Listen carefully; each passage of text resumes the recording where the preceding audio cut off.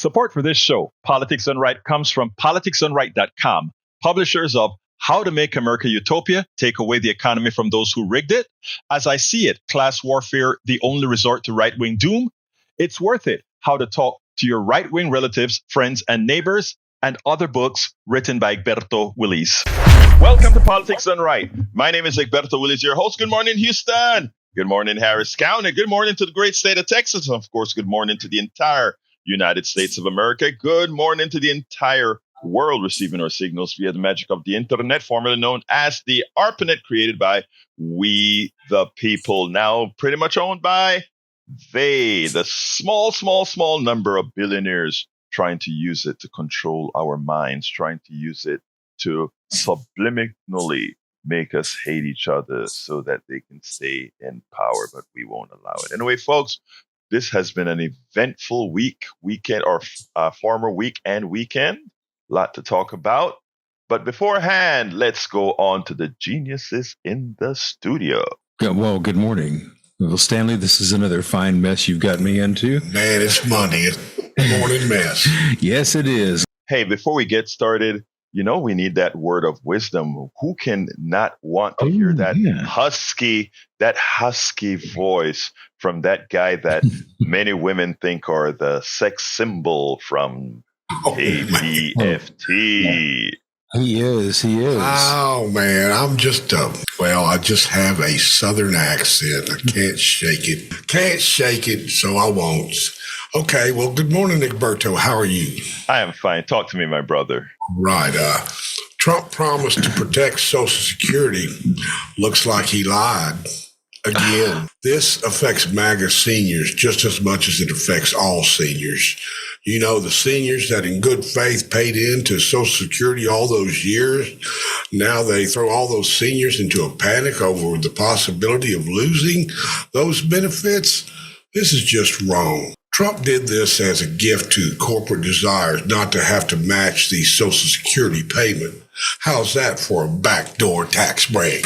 Well, I think he's probably, financing Putin over there in Putin's war against the Ukraine. It is a shame. It is a shame. I mean, thanks for starting there, Jack. I was going to start with my blog, but I think you made me want to start with Social Security, because I think that is important for people to kind of grasp at. It sure affects my world. Mine too. Yeah, it affects it. Look, ultimately, it affects everybody's world, because even if you're not a Social Security recipient, that we have people that receive Social Security keeps the fire going in the economy. If we didn't have the billions that are thrown into Social Security every year, that would that much reduce our economic activity. But nobody teaches that in business school. They just talk about cuts. Anyway, bloodbath is the article. Bloodbath. Social Security Administration begins mass firing. I'm going to go into this first, and then I'm going to go into a rationale that a lot of folks, I don't hear the direction people talking on the talking heads on TV. I don't think they understand exactly what's going on here, and with all the slash and burning across government agencies. So we're going to talk a little bit about that as well. But to start, it goes like this. The Social Security Administration, now under the control of an official installed by the U.S. President Donald Trump, began the process of gutting whole segments of the agency and firing a huge portion of its already diminished workforce, sparking alarms among advocates who say the move will almost certainly result in benefit delays and disruptions, which is what they want. The American Prospect, which has first reported earlier this week that acting SSA, Social Security Administration Commissioner Leland Dudek, was weighing staff cuts of up to 50%, obtained an email sent late Thursday indicating that the department has launched an agency-wide organizational restructuring that will include significant workforce reductions. The email gives employees until March 14th. All of these things are happening at lightning speed, folks. They want all of this to happen before you guys raise hell, so that it all will be written, signed, sealed, and delivered, so that even if you raise hell, Hey, it's already done. So I want you to listen to me carefully, my brothers and sisters. The email gives employees until March 14th to decide among a number of options the prospect reported. They can seek voluntary reassignment or separate from federal service through retirement or resignation. All employees at least 50 years of age and at least 20 years of service are being offered an early out voluntary early retirement that's lower than the typical benchmarks for federal employees. Early retirees are typically eligible for an annuity. In addition, between now and March 14, employees can take voluntary separation incentive payments of up to $25,000 depending on job classification. Employees are also encouraged in the email to resign and take the payout of their annual leave, the outlet adds. Look, all these things are there to give these employees a great incentive. If you know you have a wacko, a crazy man, an unethical, immoral person that's leading this government, and you can get a huge pay, that means a lot of people are going to be walking out with $50,000, $100,000, up front. Maybe they can last a few months on that money, some few years on that money, and say, you know what? I am not going to work with this walker. I'll take my chances, get that lump sum up front, and go find a job elsewhere. I can come back to work for the federal government after he's gone. And when the destruction is over, I can be a part of the rebuilding process. A lot of people are going to think that way. Take that cash up front. If I were a federal employee right now, and if I don't see the grassroots, if I don't see people starting to raise hell with their Congress people to prevent them from allowing this thug to do these things, I would take the offer. Because unless the grassroots stand up, and some of them have started to do it, a lot of these Republican Congress people, when they go to their town halls, it looked just like the Tea Party days, but in reverse. But we need a lot more. If we are going to stop the implosion of the United States governmental agencies, a lot more has to get done. Trump has pledged that Social Security will not be touched. But the progressive advocacy group Social Security Works, who I've interviewed the chairman of that group several times here on KPFT on Politics Done Right, both in office and at Netroots Nation, they argued that the SSA has only one goal: the total annihilation of Social Security by firing half the workforce and closing field offices. Wall Street billionaires want to destroy Social Security so they can give themselves trillions in tax handouts. Remember, Social Security costs their business 7-point-something% of everybody's earnings, right? That the portion they have to pay. So if they can reduce or eliminate Social Security, that's a huge implicit income stream that they've just generated. I don't like to call it tax break in this case.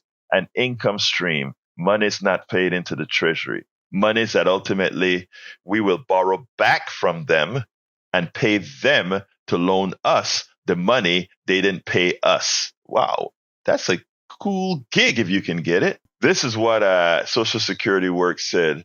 The ongoing bloodbath at Social Security Administration has only one goal: the total annihilation of Social Security by firing half of the workforce and closing the field offices. The Prospect reported that while the email sent to SSA staff on Thursday does state that some employees may be reassigned from so-called non-mission critical positions to direct service positions at field offices and processing centers, it would be difficult to achieve large-scale reductions in force without impacting staff in more than 1,200 field offices across the country. I don't know, but when I'm driving down 59 and I look over, if I'm coming to the left, I look over and I see that Social Security office, that big sign. In that morning, that line is humongously long. And getting in there, there are probably, 50, 60, 70 people at windows, and that line just keeps going. think about it. You're an older person. People who are dependent on Social Security are generally older, and for those and some disabled. Now you're having less workers out there having to spend these older folks spending all this time waiting for access. And likely, if you lose half the people and you see those lines that usually end by the end of the day, that means at that time you're going to get an unfulfilled queue, which means it goes to the next day, which summarizes to a larger unfulfilled queue every day. I'll talk to you what they're really trying to do here in a minute, folks. All right. ProPublica reported over the weekend that Doge staffers' first wave of actions at SSA, including the elimination of dozens of jobs and shuttering of local offices, was largely lost in the rush of headlines.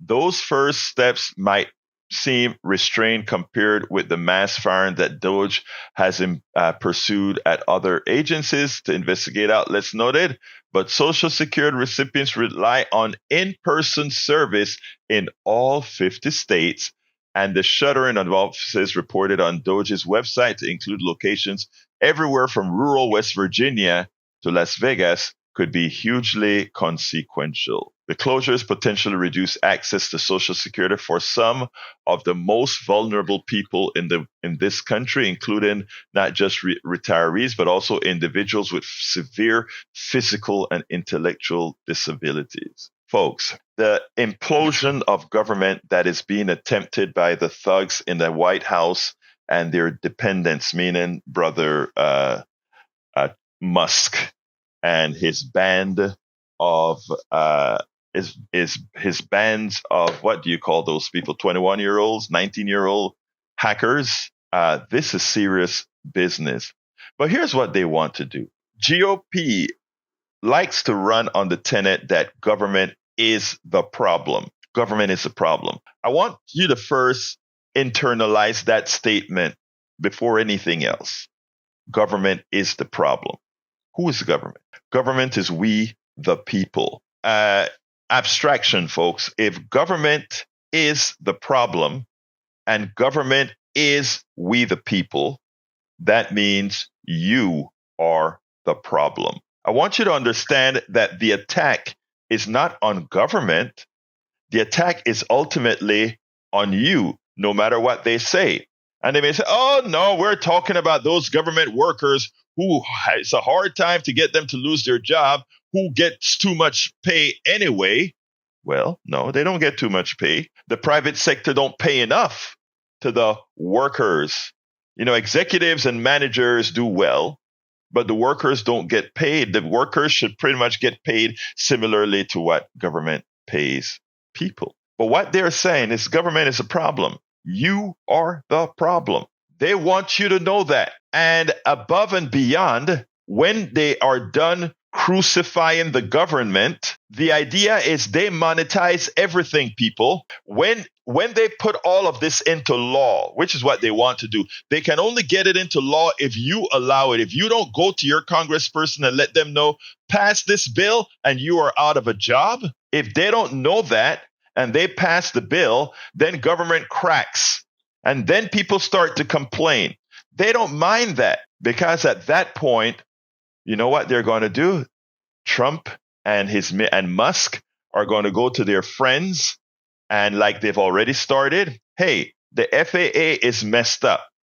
So Musk brings in his own company to fix the FAA, which is something he screwed up. He screwed it up by saying, hey, I'm laying off a lot of FAA people. I'm going to get rid of the Verizon contract that is currently working on fixing a lot of stuff at the FAA. Okay, now I'll bring in a Musk company, which they've started to do, to fix the FAA. When they lay off 50% of the Social Security people and they realize that, wait a minute, 50% of the people laid off mean all those older folks are going to be out there in long lines. And then when they feel the pain,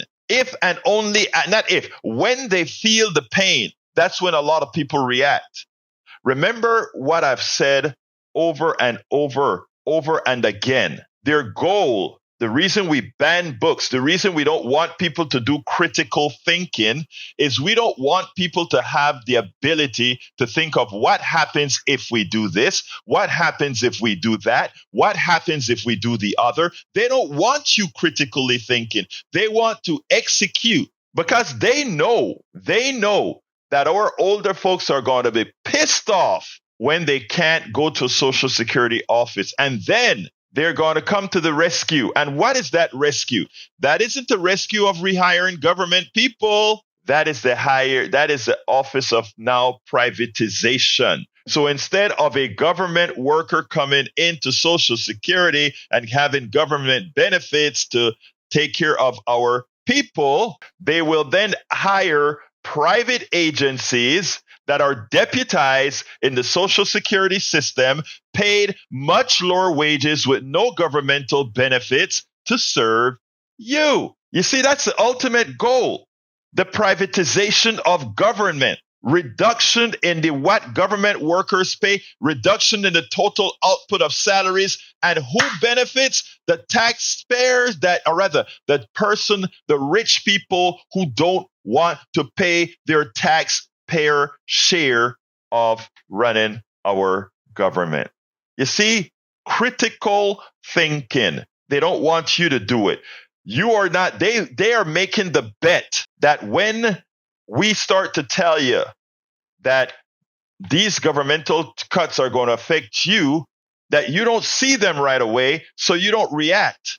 But when you start to see them and you react, you know what you've done? You've created another income stream for them to rip you off. And how do they rip you off? They hire their friends who own employment agencies. They hire their friends who own customer service agencies. They hire their friends. And instead of all of this being done in-house by the government, it's now being done for profit. So now your tax dollars go to a private company who pays people substandard wages and give them little benefits.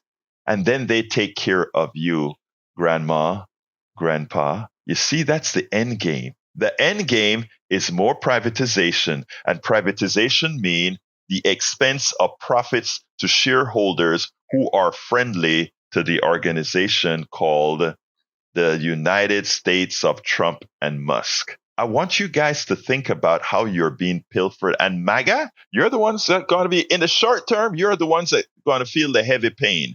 The Social Security offices in West Virginia, Alabama, Louisiana. Think about that. These are the people who most use governmental services. The MAGA base. In fact, you heard what I played for you last week when the God of MAGA came out and he said Trump is going to have to be careful because a lot of MAGA folks are on Social Security. A lot of MAGA folks are on Medicaid.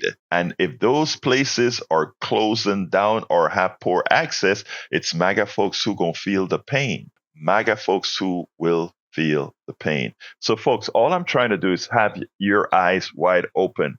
And to the relatives of friends who are MAGA, because over the weekend, I went to a couple of functions. And in one of them, I heard one of the guys says, you know, I have my entire family is MAGA, and I try to explain I tell them, hey, how you think about how your boy doing right now?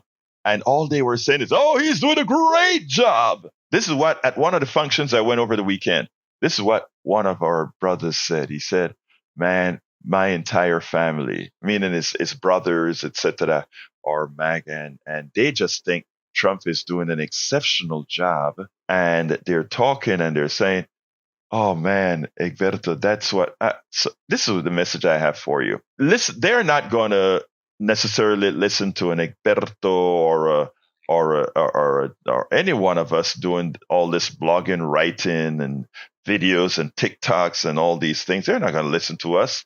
We're preaching to the choir, but you have more influence on them, which is what I told one of my friends. I'm like, the thing is, you can't come here and feel safe. You can't just hang with us that you know are doing the right thing and feel safe. And as much as they vote differently than you do, they love you. You are their brother. What you have to do is point to them. When you see grandma having an issue with her Social Security, tell grandma or grandpa or my big brother on Social Security, hey, that is gonna be more difficult for you to do, and here is why. And explain to him from the things that we talk about. Explain to her from the things that we talk about. Activate them. They will listen. But again, a lot of folks that are MAGA adjacent, their friends, not MAGA adjacent, but that their families or folks or friends, they just throw their hands up in the air. I've gone to meetings, Democratic meetings, where people say, I can't talk to my family. Well, who the hell else is going to do it? Am I going to do it? You got to. I talk to everybody, but you have more. I have to get over who I am first before I can get them to listen to me. You have one shoe in the door already. All of us have to save the country. And the next blog I'm going to go over, I wrote yesterday sort of out of frustration after my daughter got back from a function. I'm going to talk about that. Let's go to the first phone call of the morning to the one and only, my good friend, Patrick. Hey, good morning. How are you? Good morning, my brother. Talk to me. Yeah, I wanted to address and put Brian's mind at ease. He called Friday with concerns that we didn't have concerns about people in the past losing their jobs in the oil field. I wanted to make sure they understand usually they get laid off when the economy goes bad. So when the economy goes bad again, they're going to get laid off. But what is really happening that you should be concerned about is that we're no longer going to be building wind turbines, which means we can no longer really expand the potential for our grids, and we're going to be seeing more brownouts and blackouts. And I've done work for both pipeline and for wind turbines. The wind turbine work lasted 2.5 years for about a dozen crew members that were going down to the valley over and over and over. And that type of work is all over the place, Sweetwater and all sorts of things. And something that can keep the pipeline people busy even when there is a recession is we have approximately 20 to 25 years worth of work sealing oil wells that are leaking methane. Yes. And nobody's doing anything about it. And that's driving an extinction right now. That's how serious that is. And the oil workers are natural to go back in there and to close those up, and we're not doing it. So if we're really concerned about these guys having jobs, we need to write our congressmen and ask them to start providing money and incentives to seal these. That's all. Patrick, that's interesting because I brought on one of the guys that was running for railroad commissioner, and he was talking about all that work that needs to be done right here in Texas and throughout the country to seal those wells. There's, as you said, over 25 years worth of work to get all that work done. So thanks for bringing that up. Anything else before I continue with the program, sir? Yeah, there's one other thing that we can be doing with those wells. Some of them will actually work for geothermal, which is another thing that we're for some reason we're at a war with. We won't do anything green. I mean, that is so smart to remember that. Let me just say, I know the turbines and all of that from government support is going to go down, but here's my thought. Texas is one of the most oil producing states, one of the big ones.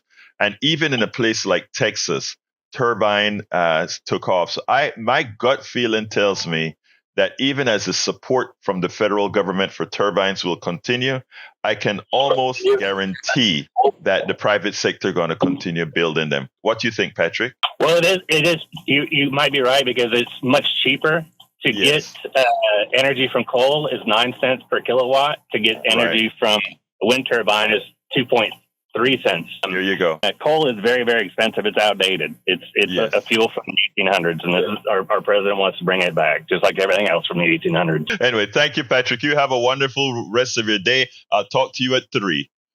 Anyway, folks, I want to welcome to the chat Billy Allison Irwin from Summerwood, Texas. I think that's where she's from. I know I'm correct. That my mind is working a little bit better these last few days that I've gotten an extra hour of sleep. I want to get to my other blog, but Brian is on, and I don't want to keep Brian waiting. So, Brian, come on in, my brother.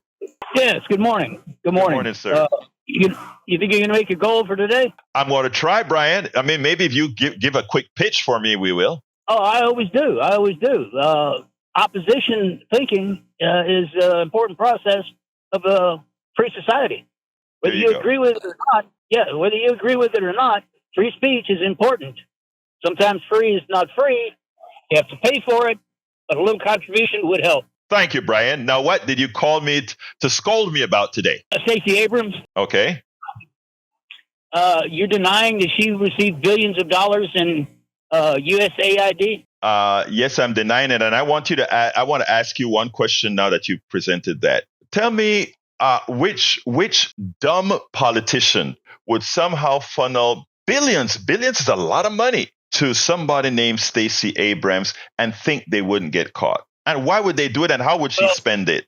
Please tell me. I just want you to think about the logistics of what you just said. Not just say it. Think about how would that work. Go ahead, sir. Okay, she did get caught with it, and she would not have if an audit was not done. Okay. And how do you spend billions? It's easy. They actually spent millions of dollars on writing a report on how millions of dollars were spent. Where did she spend that? Where was she spending that money, Brian? Where was she spending that money? She had 3 days to do it. Oh, and she spent $2 billion in 3 days? Yes, that's the amount of time she was given. Okay. You can look up the Washington Journal, and they're in factual writing. All right, let me just say, Brian. Brian, thank you for bringing that story. But it's not true, and it just the incredulity of that should. And this is, Brian, I want you to listen to me, and I want you to listen to me well, okay? There are certain things that simply don't make sense. And even just implementation. And I want to ask you, why are you willing to believe that? That's all. Don't answer me now. I got to go to Bruce. Don't answer me now. Just think about it, okay? And then let's talk about it tomorrow. But I got to get some more time in. But thank you for the pitch that you gave for me. And you will always have a voice here, brother. We'll talk later, all right? Yeah, thank you. Bye. Thank you, sir. All right, let's go to Bruce. Come on in, Bruce. Yeah, good morning. I only have two things. First, you've talked about empathy before. When Trump talks to Zelensky, it would have been okay to have a different view, not to berate somebody like a 3-year-old throwing a tantrum. That was just terrible.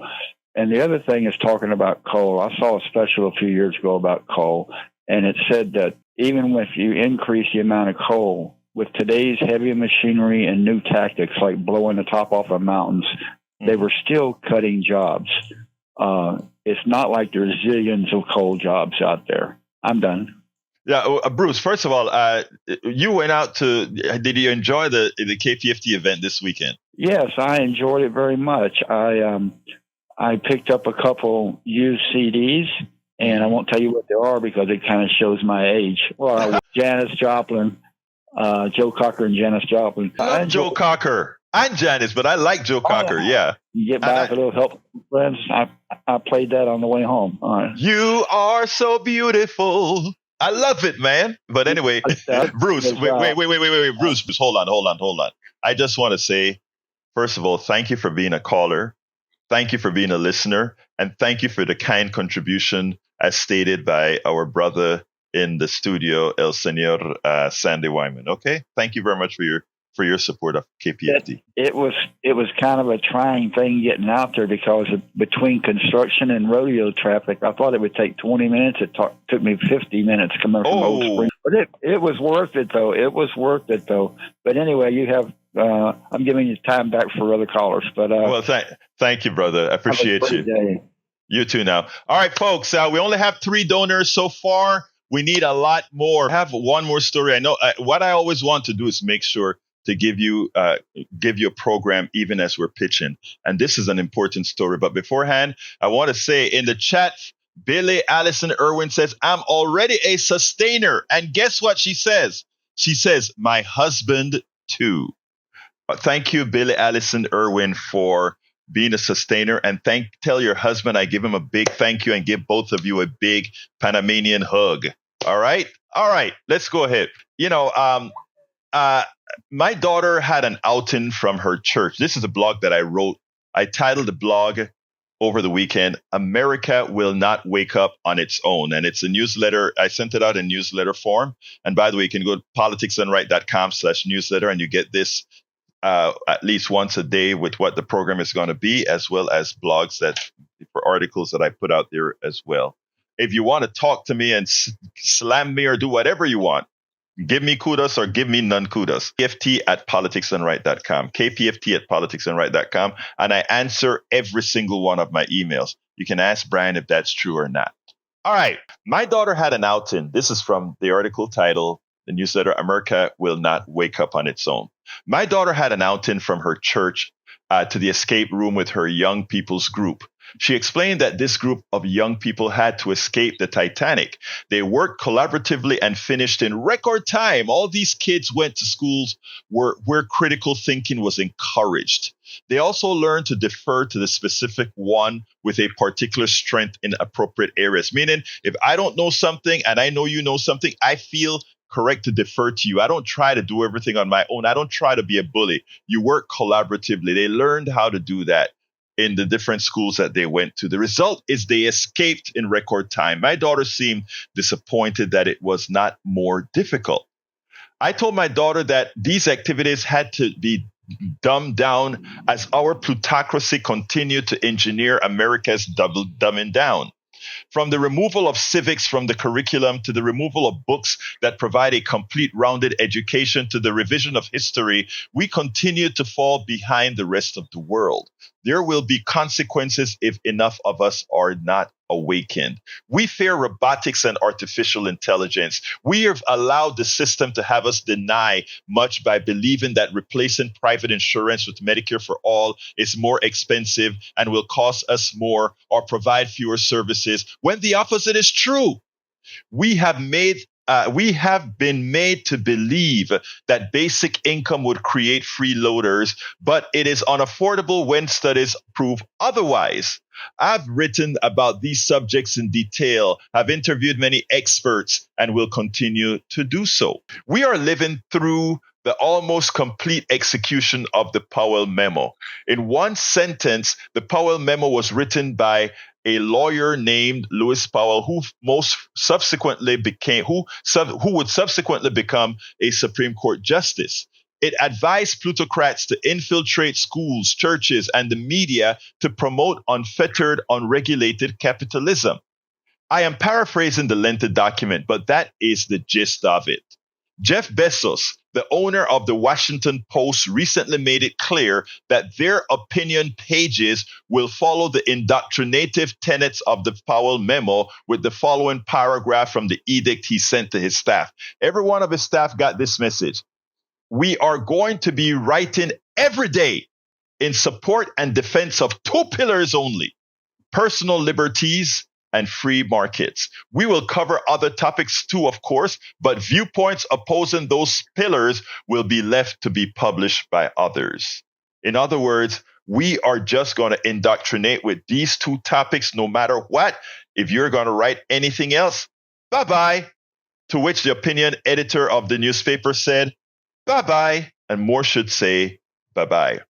Trump and Vance's ambush of an ally, President Volodymyr Zelensky, shocked the world and critically thinking Americans. They understand that this infers a policy shift with worldwide potential alliance shifting implications. It is neither in the best interest of Americans nor did Americans ask for nor want, but with a sycophancy that is scared to challenge their Führer by going directly to the people. It is our job, again, I repeat, it is our job, those of us who actually know, and I'm saying we got to do it humbly, we got to do it civilly, but we got to do it. We've got to do it. It is our job to reach Americans that will not awaken on their own. Hence my title of the blog, America will not wake up on its own, because it's proven they will not awake on their own. The mainstream media will not help as they purge prolific administration critics. The sycophants are true to form, and the Democratic leadership continues to hesitate to escalate to DEFCON 1. The reality is that it is on us, the grassroots, the informed grassroots. America will not wake up on its own. We must be the catalyst. The reason we do this show, the reasons we do this program, the reason we write these blogs, the reason we write these newsletters, these books, these things, the reasons we do that is because, yes, we are patriots. Yes, we love America. Yes, we love our fellow neighbor, irrespective of their thought process. We love them. And you don't let that which you love make mistake continuously. This is KPFT Houston, top of the hour. We're going to go another few minutes, folks. But I hope you listened to that blog in the spirit that it was written. We have a lot of work to do. Yesterday at a Houston Peace and Justice meeting, we went over, we were talking about the Palestinian issue, but we kind of bled into other topics as well. And there's a woman out there, I can't recall her name right now, but she spoke about a feeling of despair. What do we do?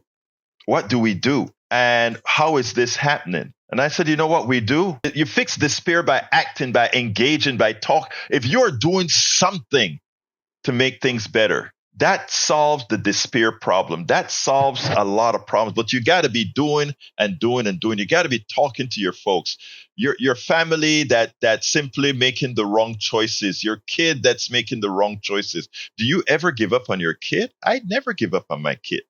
And I hope my kid never gives up on me, you know? So what I'm saying, we have a job to do. And part of that job to do, folks, is, and I'm serious when I say this. Those of you who are listening to my voice, those of you who are congruent to our thinking, you have a lot of work you can do to actually assist. And this is not a false pitch. When I say your support of what we do here has implications, yes, you give a lot of Americans, a lot of Texans, a lot of those who listen to us all over the world, you give them some good music. You give them some good stuff that they won't get anywhere. But importantly as well, you give them programs like what we do here to inform not just you, but to that trucker that's driving through Louisiana that picks us up at the border and drives in and he says, let me listen to these damn liberals and what they have to say. You give us the opportunity to reach them. I can't tell you the amount of truckers, including one that attempted to go into business with me. I never forgot that. Hey, I have an idea. After he turned from MAGA into a pinko liberal, every time he drives through Houston, I get a call. You make a difference. Your words, your contributions, your donations make a difference. I love me my truckers. You know, those roughnecks that are coming through and they think they're tough, and they're tough. Don't get me wrong. They're tough. But a lot of times they want to put on that tough thing that they believe they need to have that stance. And you talk to them and they realize, oh my God, I'm just like you. And you can make that change in people. I have changed. I've given my mea culpas here. I've given a lot of mea culpas. We all can change. Hell, if I can change, the world can change, man. Look, and that is one of the reasons I said you can make a difference not only by contributing, you can make a difference by talking to your people that's in your sphere of influence, the people that love you, the people that connected to you. You can actually do it. We are the ones who are going to make the change. It ain't coming from these empty vessels called politicians. It's coming from you who are going to fill the vessels of the politicians. It's either going to be filled with your words, with your requirements, or it's going to be filled with what the oligarchy tells them to do. I'd rather it be you. Folks, support the program, support the station. That is how we make a difference. That is one of the ways we make a difference. KPFT.org. Again, KPFT.org. Hit that donate button. Then click Politics Done Right as a program you're supporting, please, so that it will be accounted correctly. You know, I got to get the numbers so that Sandy don't kick me out of here. Got to keep them numbers up. Select Politics Done Right as a program you're supporting, and then give whatever you can.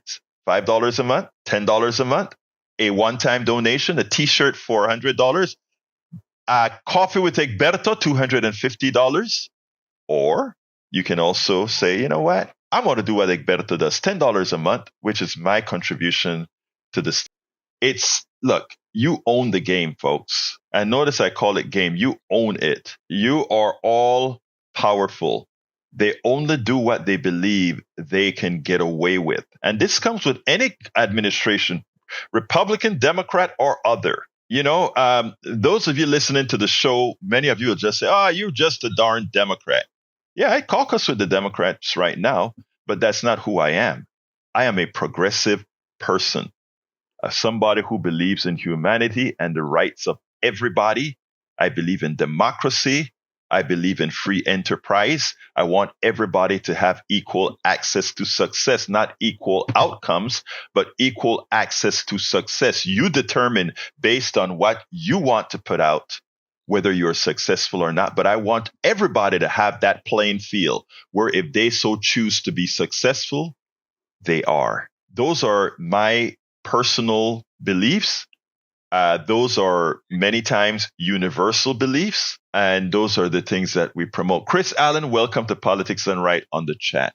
So, folks, we're only left with about 3.5 minutes right now, so I'm going to leave these to last. The rest of the program can be found at politicsdoneright.com/newsletter, politicsdoneright.com/newsletter. If you want to drop me a line, you can drop me a line and tell me what you need to tell me at kpft@politicsdoneright.com, kpft@politicsdoneright.com. President Zelensky and President Donald Trump. President Zelensky did not take any crap from neither President Trump or Vice President Vance. This is a man who came here to take care of his country. He doesn't want to play the games that Donald Trump wants to play. And he presented a tough act to Donald, something Donald did not expect. And you know what? I am so proud of somebody coming in and facing him. Maybe Republicans can learn something about what Zelensky did here, because this is important. Check this out. Poland was under Russian control for decades after the Second World War. When I was a kid, I looked at the United States not only as a most powerful country, richest country in the world, the country that has great music, great movies, great muscle cars, but also as a force for good. And now I'm talking with my friends in Poland, and they are worried that you align yourself too much with Putin. What's your message for them? Well, if I didn't align myself with both of them, you'd never have a deal. You want me to say really terrible things about Putin and then say, hi, Vladimir, how are we doing on the deal? It doesn't work that way. I'm not aligned with Putin. I'm not aligned with anybody. I'm aligned with the United States of America. And for the good of the world, I'm aligned with the world. And I want to get this thing over with. You see the hatred he's got for Putin. It's very tough for me to make a deal with that kind of hate. He's got tremendous hatred. And I understand that. But I can tell you the other side isn't exactly in love with, him either. So it's not a question of alignment. I'm aligned with the world. I want to get the thing set. I'm aligned with Europe. I want to see if we can get this thing done. You want me to be tough? I could be tougher than any human being you've ever seen. I'd be so tough.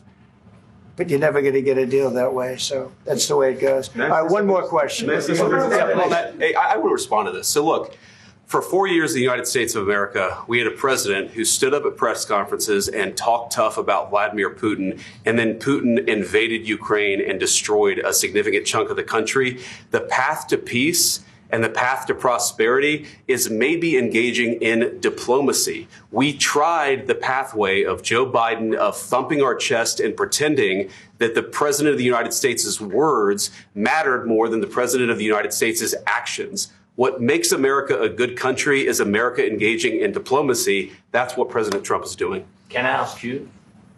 Sure. Yeah? Yeah. Okay. So he occupied our parts, big parts of Ukraine, part of East and Crimea.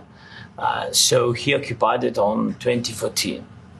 So during a lot of years, so I'm not speaking about just Biden, but those time was Obama, then President Obama, then President Trump, then President Biden, now the President Trump, and God bless, now President Trump will stop him. But during 2014, nobody stopped him. He just occupied and took. He killed people. You know what the contact 2015. 2014 and 2014. 2014. Yeah. So I was not here. Yeah, but that's exactly right. Yes, but during 2014 till 2022, the situation the same. The people have been dying on the contact line. Nobody stopped him. You know that we had conversations with him, a lot of conversation, my bilateral conversation, and we signed with him, me, like a new president. In 2019, I signed with him the deal. I signed with him, Macron and Merkel, we signed ceasefire. Ceasefire. All of them told me that he will never go. We signed him with gas contract. Yes, but after that, he broken this ceasefire. He killed our people and he didn't exchange prisoners. We signed the exchange of prisoners, but he didn't do it. What kind of diplomacy, JD, you are speaking about? What do you mean? I'm talking about the kind of diplomacy that's going to end the destruction of your country. Yes, but if you Mr. President, with respect, I think it's disrespectful for you to come into the Oval Office and try to litigate this in front of the American media. Right now, you guys are going around and forcing conscripts to the front lines because you have manpower problems. You should be thanking the president for trying to bring an end to this conflict. Have you ever been to Ukraine that you say what problems we have? I have been to. Count one. I've actually watched and seen the stories, and I know what happens is you bring them on a propaganda tour, Mr. President.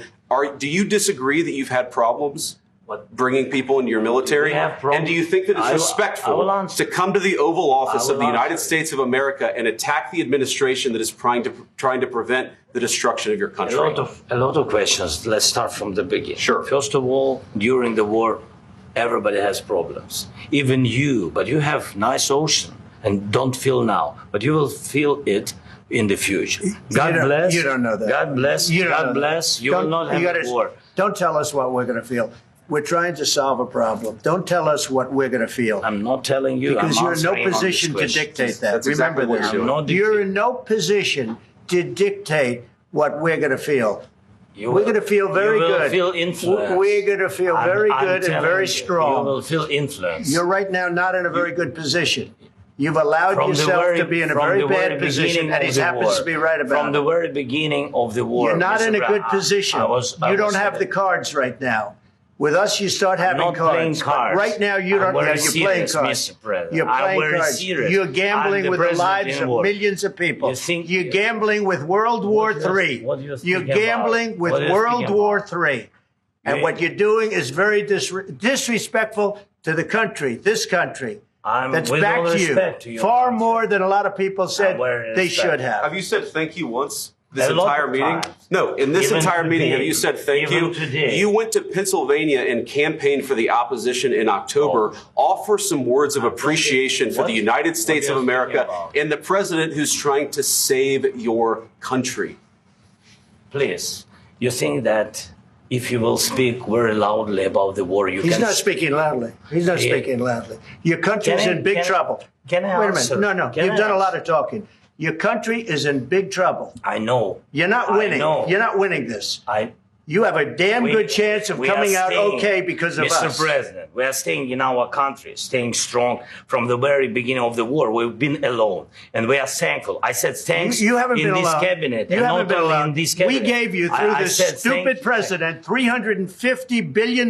You voted we gave for you your military equipment, and your men are brave, but they had to use our military. Yes. What about if you didn't have our military equipment, you invited me if you didn't have our military equipment, this war would have been over in 2 weeks. In 3 days. I heard it from Putin. In 3 days. This is something maybe new. Less. In 2 weeks. Of course he has. It's going to be a very hard thing to do business like this. I tell you. Just say thank you. I said a lot of times except that there are disagreements, and let's go litigate those disagreements rather than trying to fight it out in the American media when you're wrong.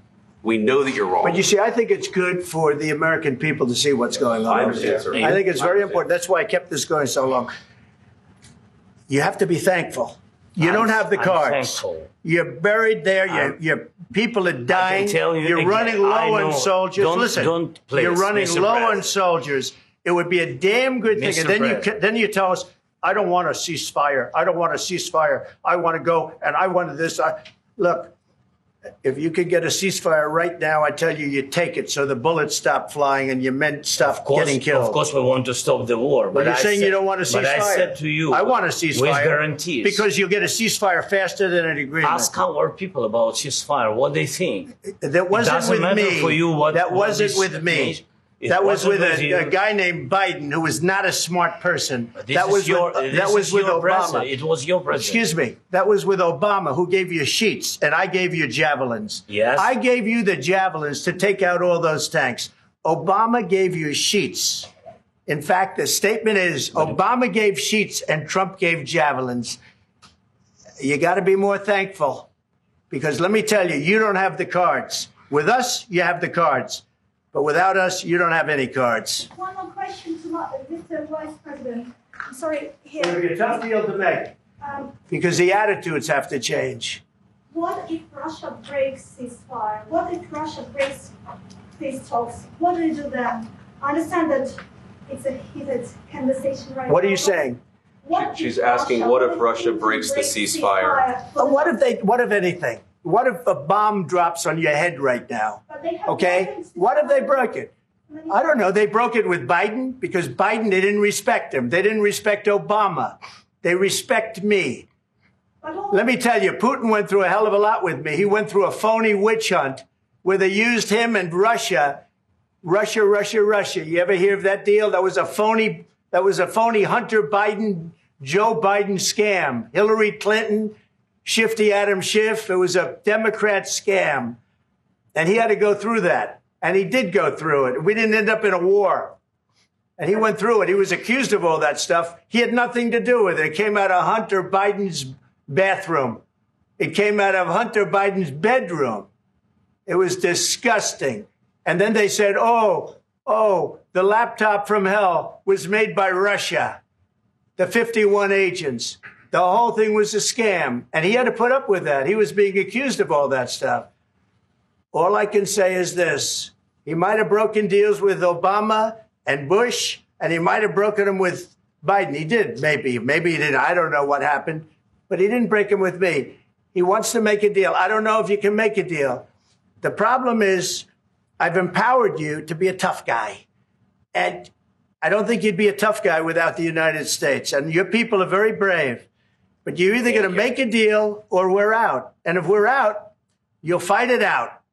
I don't think it's going to be pretty, but you'll fight it out.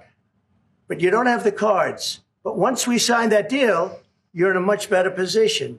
But you're not acting at all thankful. And that's not a nice thing. I'll be honest, that's not a nice thing. All right, I think we've seen enough. What do you think? Huh? This is going to be great television, I will say that. Now, was that something or not? That is how you have to handle Donald Trump, with tough hands. If you notice, he got off kilter. He tried to play it off some with the vice president. But guess what, folks? It's not going to work. I also think that Zelensky probably has something on Donald Trump. Let me jump to the studio to have both Howard and Jack give us some final thoughts. A very interesting show. I'm saddened to the fact that they're decided to destroy Social Security. That's going to affect so many people. It's going to just be awful. Why are they doing this? Why? Because they're hurting people. Why do you get pleasure from hurting people? I don't understand this. The government is supposed to be helpful to you. The government is supposed to be in partnership with you, not destroying you. So that's my thought for the day. And Jack, what you got? Why does Trump hate government? Well, that would be a good question. He's going to hate it even more when they start controlling him, which will be very, very, very soon. Well, it's you. Thank you very much. It is interesting, folks. We have a couple more minutes to go. And I'm going to finish this on an empowering message. Look, this country, when formed, wasn't necessarily formed in the ideal manner, but a few years ago, we created a documentary called Legalizing Democracy. You can look that up. It's a documentary where we kind of explain the migration of America into as it achieved a true democracy, as it achieved what's important to all of us. And what you see is that we continue to grow. We either use protests, the courts, etc., to grow. We've always had setbacks. It was never a straight line upwards for progressive. Women got the right to vote after formerly enslaved men got the right to vote. Think about that. I want you to think about that. Enslaved men got the right to vote before women got the right to vote. This country was always on a constant migration to better itself. And that's where we are right now. We've taken steps backwards, and every time those backward steps were taken, it was painful. It was painful during the Red Scare. It was painful. It's been painful right now. Many people are in pain. Many people don't understand what next to do. But I'm here to tell you, it's in your hands. And we do have power. We still remain powerful, but we are at a flex point, at a tipping point, because there are structures that can fail this. They're inching me out of here. Go to kpft.org, hit the donate button, then Politics Done Right, and give whatever you can. Love you all. My name is Egberto Willies. This is Politics Done Right, and you guys know how I end this baby. I am what? Out. Support for this show, Politics Done Right, comes from politicsdoneright.com, publishers of How to Make America Utopia, Take Away the Economy from Those Who Rigged It. As I See It, Class Warfare, The Only Resort to Right-Wing Doom. It's Worth It, How to Talk to Your Right-Wing Relatives, Friends, and Neighbors, and other books written by Egberto Willies.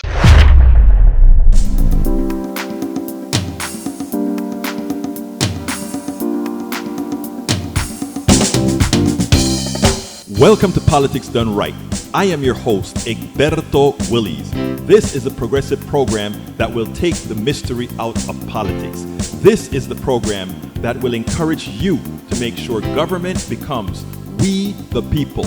Whether you are liberal, progressive, conservative, or otherwise, you get to air your point of view. We are an independent media outlet that, unlike mainstream media beholden to corporations, we only owe allegiance to you. Remember, you can also send me a tweet at EGBERTOWILLIES. That is at Egberto Willies. Let us engage. It is Politics Done Right.